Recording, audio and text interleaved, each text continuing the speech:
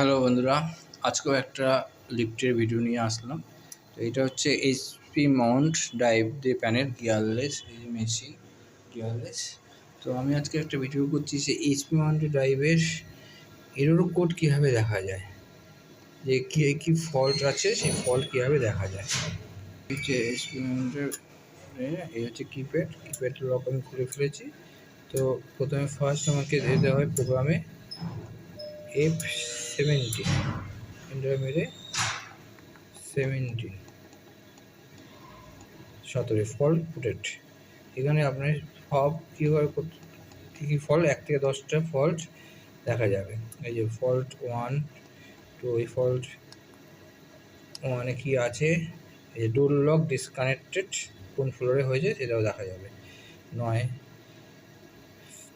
3 নম্বর fault, 4, 5, 6, 7, 8, 9, 10 এবং recently last কী fault হয়েছে সেটাও এখানে দেখা যাবে। এন্টার মারলে যে গেট লক ফল্ট হয়েছে সেটা এখানে বোঝা যাচ্ছে। তো এইভাবে ফল্ট বোঝা যাবে যে কী কী ফল্ট এখানে হয়েছে। তো এইভাবে দেখে নেওয়া যাবে যে কী কী প্রবলেম হয়েছে।